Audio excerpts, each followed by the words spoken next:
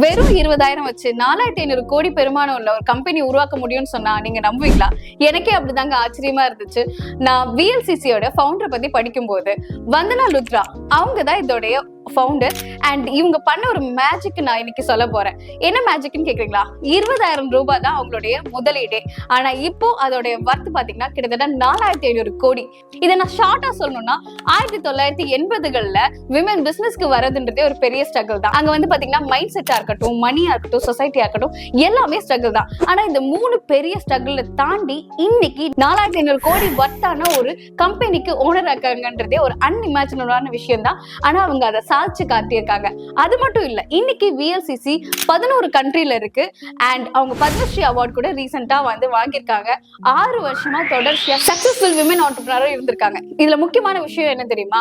Wellness அப்படின்னு சொன்னாலுமே VLCC அப்படின்ற அளவுக்கு இன்னைக்கு கொண்டு வந்திருக்காங்க.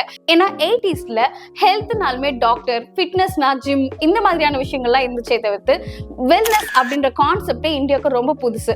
அந்த மாதிரி டைம் பீரியட்ல இதை யோசிச்சு பார்த்திருக்காங்கன்னா அன்இமேஜினபிள். அதுல முக்கியமான விஷயம், அந்த டைம் பீரியட்ல இருந்த நிறைய பீப்புளோடைய மைண்ட் செட்டே வந்து வெல்னஸ் பத்தி திங்க் பண்ணல. ஆனா எப்படி வந்து வந்தனா லுத்ரா மட்டும் இதை பத்தி திங்க் பண்ணி ஒரு கம்பெனி ஸ்டார்ட் பண்ணி அதுல படிப்படியா முன்னேறி இன்னைக்கு இவ்வளவு சக்சஸ்ஃபுல்லான ஒரு பிசினஸை கொண்டு வந்திருக்காங்க அப்படின்றது எல்லாருக்குமே ஒரு ஆச்சரியமான விஷயம் தான். அதை தாண்டி as a women founder I really admire her. நீங்க அதே மாதிரி யாரையாவது பார்த்தா அட்மையர் ஆகுறீங்கன்னா கமெண்ட் செக்ஷன்ல ஃபுல்லா கமெண்ட் பண்ணுங்க. கண்டிப்பா அவங்கள பத்தின வீடியோ நெக்ஸ்ட் வீடியோவா நாங்க போடுறோம்.